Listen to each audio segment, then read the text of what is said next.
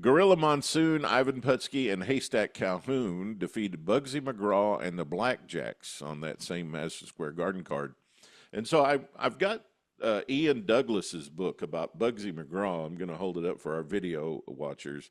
Bug, uh, Excellent. the Brute, the autobiography of Buggsy McGraw, and the Brute was his identity in Canada and some other territories before he just went to the crazy wacko Buggsy McGraw.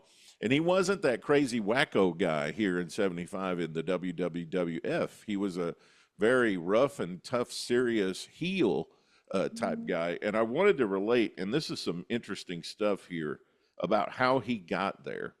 In Ian Douglas's book, and Ian's going to be on the show coming up here soon. I've just got to work out some dates with him.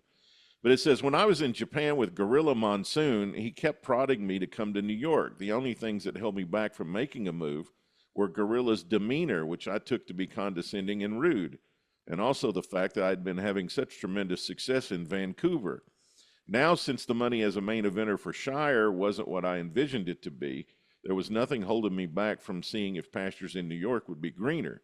By the way, Buggsy's in San Francisco territory when this is taking place. He says, I called Monsoon and I said, hey, Gorilla, I'd like to come to New York if there's any room for me there. What's wrong? Gorilla asked sarcastically. Are you starving? No, not really. I'm just looking to make a move.